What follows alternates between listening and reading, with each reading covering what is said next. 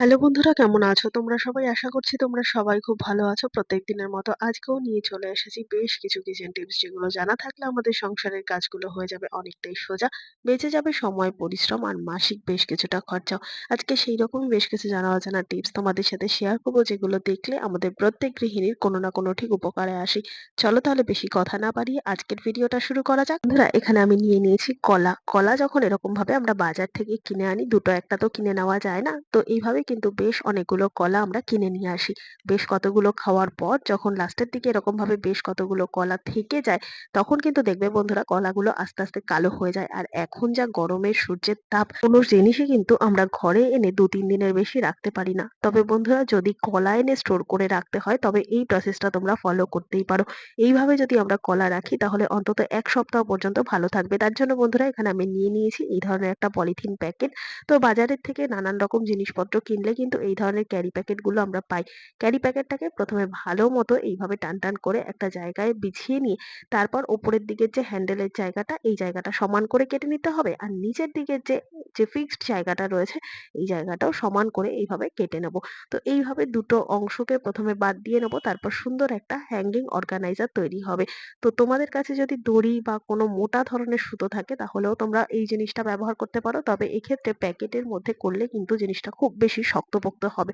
তো দেখো বন্ধুরা, এরকম কিন্তু মাঝ বরাবর একটা দড়ি মতো তৈরি হয়ে গেল। এরপর কলার মধ্যেখানের অংশটার মধ্যে এইভাবে পলিথিনটাকে ঢুকিয়ে দিয়ে, তারপর দেখো বন্ধুরা, যদি এই পলিথিনটাকে কোনো একটা হুকের মধ্যে আমরা টানিয়ে রাখতে পারি তাহলে দেখবে বন্ধুরা এই কলা কিন্তু এইভাবে ঝুলিয়ে রাখার কারণে অনেক দিন পর্যন্ত ভালো থাকবে। কেননা কলা কিন্তু আমরা ফ্রিজে কখনোই স্টোর করে রাখতে পারবো না। আর বাইরে যদি রাখি সেক্ষেত্রে কলা অনেক তাড়াতাড়ি নষ্ট হয়ে যায়। গাটা দেখতে পাচ্ছ কেমন কালচে কালচে হয়ে এসেছে। তো দেখবে বন্ধুরা, দোকানে কিন্তু এরকম ভাবেই কলা ঝুলিয়ে রাখে, আর এইভাবে ঝুলিয়ে রাখার কারণেই কিন্তু অনেক দিন পর্যন্ত কলা ফ্রেশ থাকে। তো আশা করছি বেশি করে কলা কিনে আনলে অবশ্যই এই টিপসটা ফলো করবে। টিপসটা যদি ভালো লেগে থাকে সবার সাথে শেয়ার করে দেবে, যাতে প্রত্যেকের কোনো না কোনো উপকারে আসে। চলে গেলাম পরের টিপসে। বন্ধুরা দেখো, এখানে আমি নিয়ে নিয়েছি একটা স্যানিটাইজারের এই ধরনের যে বোতলগুলো হয়, তো এই বোতলগুলো, তো এই ধরনের যে স্প্রে সিস্টেম যে কন্টেনার গুলো হয়, সেটা শুধুমাত্র হ্যান্ড ওয়াশেরই হয় তা কিন্তু না। নানান রকম ময়েশ্চারাইজার, ক্রিম বা এই ধরনের নানান রকম জিনিস কিন্তু এই ধরনের যে প্রেস করে এইভাবে চাপ দিয়ে ব্যবহার করতে হয়, সেই সমস্ত জিনিস কিন্তু বিশেষ করে এই ধরনের কন্টেনারের মধ্যেই থাকে। আর যদি হ্যান্ড ওয়াশ বা এই ধরনের জিনিসগুলো বাচ্চাদের হাতে পড়ে, সেক্ষেত্রে দেখবে এই যে স্প্রে করার জায়গাটা বা পুশ করার জায়গাটা, এটা বাচ্চারা এত ডিপ করে পুশ করবে যে একবারে কিন্তু প্রচুর পরিমাণে জিনিস বেরিয়ে আসে। তার ফলে কিন্তু জিনিস ওয়েস্টেজ হয়। তো যেখানে অল্প জিনিসও হয়ে যায়, বাচ্চারা কিন্তু এটা খেলা মনে করে, তাই বারবার এটাকে যদি পুশ করে অনেকটা জিনিস কিন্তু নষ্ট হবে। তো এখানে তার জন্য একটা নিয়ে নিয়েছি রাবার ব্যান্ড। তো এই ধরনের ফেব্রিকের যে মোটা রাবার ব্যান্ড গুলো হয়, এই ধরনের রাবার ব্যান্ড যদি এই মধ্যেখানে যে পুশের জায়গাটা আছে সেই জায়গাটায় ভালো করে মোটা করে পেঁচিয়ে দাও, তারপর দেখবে বন্ধুরা অবাক করা একটা কাণ্ড। যতই আমরা জোরে জোরে পুশ করি না কেন, দেখবে বন্ধুরা খুব বেশি কিন্তু আর সেটা হ্যান্ড ওয়াশই হোক কিংবা কোনো ক্রিম হোক বা ময়েশ্চারাইজার হোক, সেগুলো কিন্তু আর বেশি পরিমাণে বেরোবে না। খুব অল্প পরিমাণে বেরোবে। তাতে কিন্তু আমাদের জিনিসটা ওয়েস্টেজও হবে না। আর বাচ্চাদের জন্য যদি এই প্রসেসটা আমরা করে রাখি, সেক্ষেত্রে কিন্তু তারা একেবারেই কোনো জিনিস আর নষ্ট করতে পারবে না। তো দেখতে পাচ্ছ বন্ধুরা, যেটুকু প্রয়োজন সেটুকু কিন্তু এখান থেকে আমি বের করতে পারলাম। টিপসটা ভালো লাগলে লাইক করে দিও। চলে গেলাম পরের টিপসে। সিঙ্ক তো আমরা প্রত্যেকদিনই রান্নাঘরে ব্যবহার করে থাকি। মাছ মাংস ধোয়া থেকে সবজিপাতি ধোয়া, কাটা বাছা, সমস্তটাই, বাসন মাজা সমস্তটাই কিন্তু এই সিঙ্কের মধ্যে করতে হয়। কিন্তু এই সিঙ্কের যে পাইপলাইনটা রয়েছে, এই পাইপলাইনের মধ্যে কিন্তু প্রচুর পরিমাণে আরশোলা থাকে। সেটা কি আমরা কেউ জানি? হ্যাঁ বন্ধুরা, রান্নাঘরের সিঙ্ক হোক, টয়লেটের বেসিন হোক, যেকোনো বেসিনের পাইপলাইনের মধ্যে যে সবসময় একটা জল ভাব থাকে, সেই কারণেই কিন্তু নানান রকম পোকামাকড় থেকে শুরু করে আরশোলা বাসা বাঁধতে পারে। আর তার জন্যই কিন্তু এই যখনই আমরা রাত্রেবেলা ঘুমাতে যাব বা সিঙ্কে অনেক সময় পর্যন্ত কাজকর্ম হবে না, তখন কি হয় বলতো বন্ধুরা, এই পাইপলাইন বেয়ে এই একেবারে সিঙ্কের মধ্যে দিয়ে ঘরে পর্যন্ত ঢুকে আসে ছোট ছোট আরশোলা পোকামাকড়।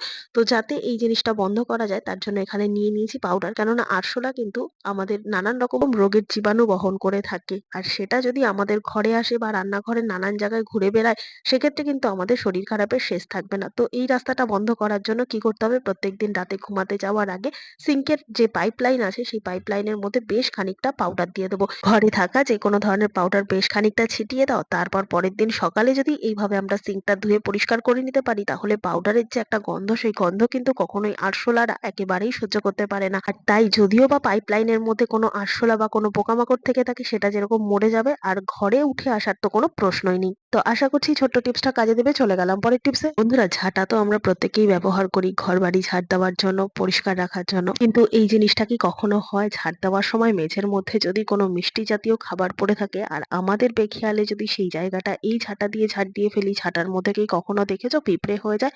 হতেই পারে বন্ধুরা। ঘরে যদি ছোট বাচ্চা থাকে সেক্ষেত্রে দেখবে বন্ধুরা, চকলেট খেয়ে বা নানান রকম মিষ্টি জাতীয় কোনো লজেন্স খেয়ে এদিক ওদিক ফেলে রাখে খোসাটা, বা পড়েই যায় হয়তো খেতে গিয়ে। তখন কিন্তু আমরা যদি না দেখে সেই জায়গাটা না আলাদা করে পরিষ্কার করি, ঝাড় দেওয়ার সময় সেই জায়গাটাতে ওপর দিয়ে যদি আমরা ঝাড় দিয়ে ফেলি, সেক্ষেত্রে এই ঝাঁটাটা একই রকম ভাবে যদি আমরা রেখে দিই ঝাড় দেওয়ার পরে, তখন দেখা যায় ছোট ছোট পিঁপড়ে এসে বাসা বাঁধে। আর সব সময়ের জন্য কিন্তু দেখবে বন্ধুরা, ঝাড় দেওয়ার পরই ঝাঁটাটা ধোয়া সম্ভব হয় না।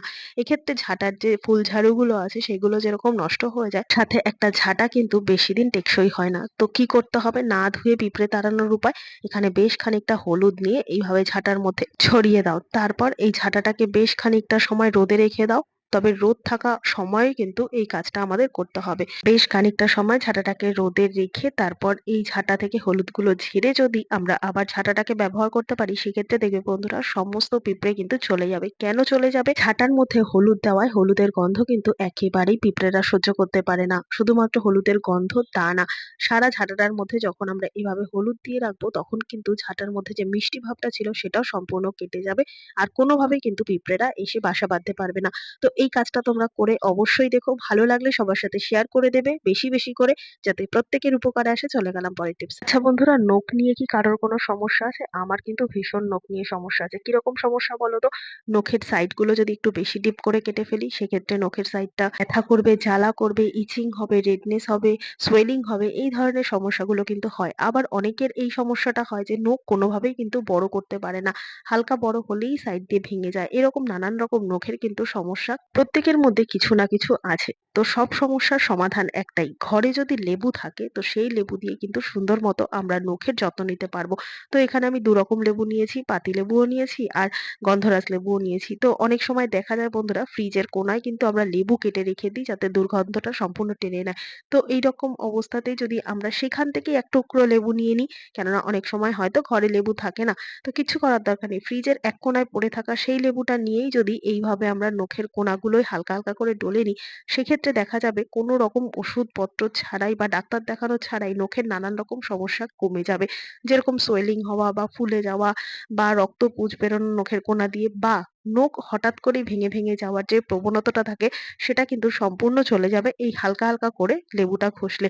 কেননা লেবুর মধ্যে রয়েছে ভিটামিন সি, আর ভিটামিন সি কিন্তু নখ দাঁত গুলোকে ভেতর থেকে মজবুত করতে সাহায্য করে। তাই কোনো রকম ডাক্তার দেখানো বা ওষুধপত্র ছাড়াই সুন্দর মতো কিন্তু ঘরেই আমরা এই জিনিসগুলো করে ঠিকঠাক করে নিতে পারবো নখগুলোকে। আশা করছি এই ছোট্ট টিপসটা অনেকটাই কাজে দেবে। দেখে নাও পরের টিপস। তো বন্ধুরা, আমরা যখন নতুন বাজার থেকে চিরুনি কিনে নিয়ে আসি, এরকম কি সমস্যা হয় যে চিরুনি দিয়ে মাথা আঁচড়াতে গেলে মাথায় কম্ব ইনফেকশন হয়? কেন হয় বলো তো এই সমস্যাটা? নতুন চিরুনি থাকায় প্লাস্টিকের এই দাঁতগুলো এতটাই ধার থাকে যে মাথা আঁচড়াতে গেলে কিন্তু প্রথম প্রথম দিকে মাথার তালুটা কেটে যায়। তার ফলে ইনফেকশন হয়, একজনের থেকে আরেকজনের ইনফেকশন হয়। তো এরকম সমস্যা কিন্তু হতেই থাকে। তো নতুন যখন চিরুনি আমরা কিনে আনবো, তখন একটা ছোট্ট যদি কাজ করে নিই, তাহলে কিন্তু এই চিরুনিটা আমাদের আর ব্যবহার করার অযোগ্য হয়ে উঠবে না।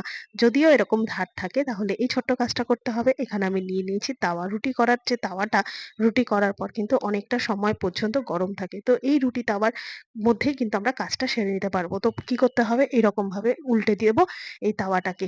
উল্টে দেওয়ার পর দেখো বন্ধুরা, এখন কিন্তু গ্যাসটা বন্ধ আছে, এমন না যে আমাদের গ্যাস খরচা হবে।